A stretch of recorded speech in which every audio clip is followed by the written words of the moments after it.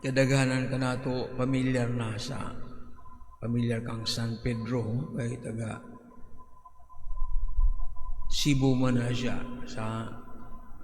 Asa tong dapita to, kalimutan ako. Sa may south north man na siya. Gamay lang nga anang refresher sa iyang kinabuhi. Siya lay man na siya, di man na siya, is not a religious lay, catechist siya, assistant or alalay sa ka pari nga Hisweta, si Father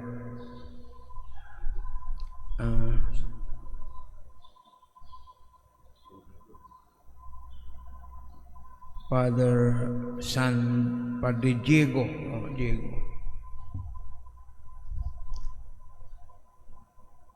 Diego Luis de San Vitores. Dito sila sa Guam, the Ladrones Island sa Guam. Ladrones. Mao ba na isla nga giapitan ni Magellan, ni kawatan sila. Mo nang Ladrones is kawatan na siguro sabot na sa Espanyol. So dito sila nasahin niya kauban niya katong pari nga si Padre Pedro. Namunyag sila dito sa mga natibo sa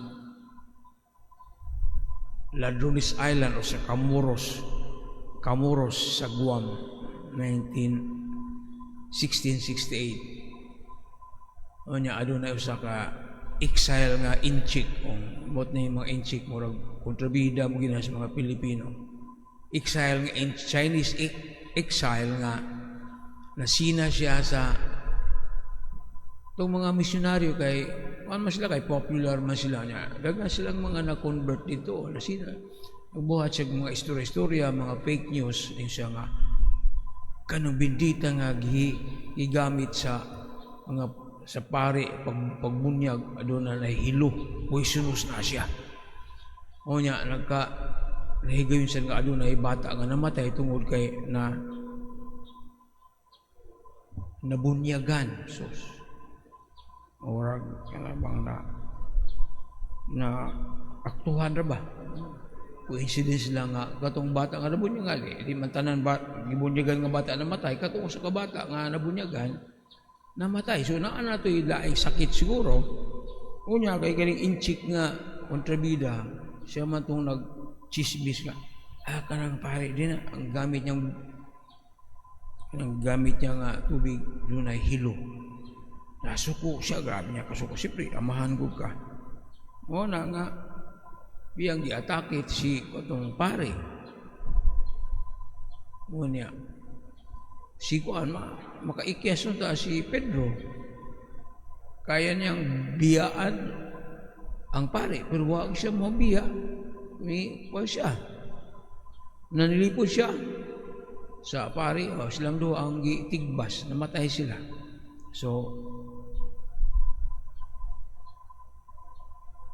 nahimo silang martir, i-canonize sila ni Pope Benedict XVI atong October 21, 2012. Kining duha ka mga santo, si San Pedro o si San Diego, sila gito nagpuyuan ng ebanghelyo ng iyang gipuy-an Well, sila mubiya.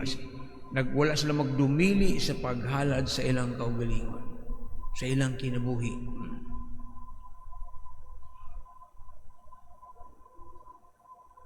Nagpasan sa silang kurso. Lilibi sa iyo nang mag-missionary ka sa usa ka isla.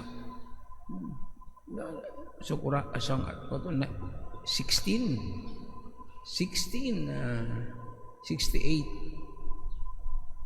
16th century. Lisod pa ang kinabuhi sa isla. Lisod mga ganyan kinabuhi ron sa kamutis nga. 20th century na, 21st century na.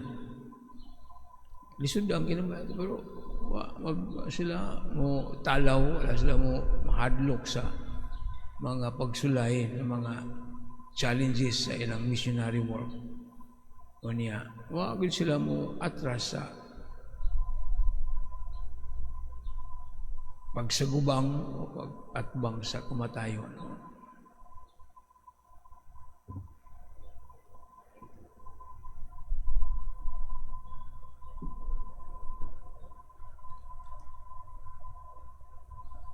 Na-struck ako sa atong salmo.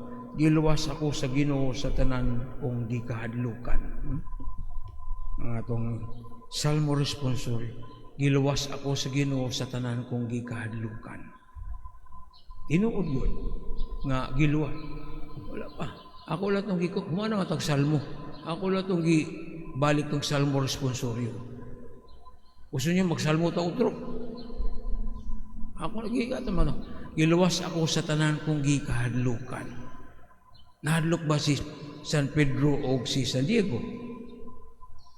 Wala sila mahadlok. Yatubang nila ang kamatayon. Muna, klaro kayo na. Sakto nang giingon sa salmo, giluwasos. Di kita mahadlok matubang sa mga kakuyaw sa kinabuhi. Pero mahadlok man mong linog. Mahadlok mong linog. Chismis na ako si Father Rumi, si Father Luluk. Si ready na ko na siya, mga tulog siya, andam siya kung mulinog. Abli na niyang pultahan. Tawanon mo silang kahadlok, pero kung kita naasa Ginoo, kita mahadlok. Istoryahon naman na. Kung maabot ng panahon,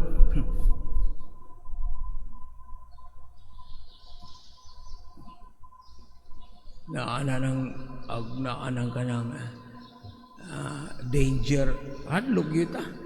Pero di ta makakuhan, di ta luwason mo ta sa Ginoo, kung masalig ta sa Ginoo, sama ni Pedro Calungsod o si San Diego.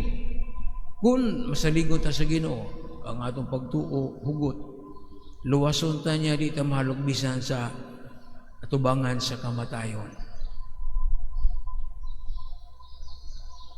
Muna ang pasalig sa salmo. Di ta mahadlok atubangan sa mga kalisdanan, sa mga kakuyaw, sa mga linog, sa mga unsa pa nila mga katalagman. Pero di po, pasabot di ta mahadlok, di na ta manganda magigihapon ta. Be prepared always. So Pedro Calungsod, first Cebuano saint, hopefully si Bishop Kamumot mahimo ta santo, hulat lang ta kung kanusa na tubago na nga itong mga pag-ampo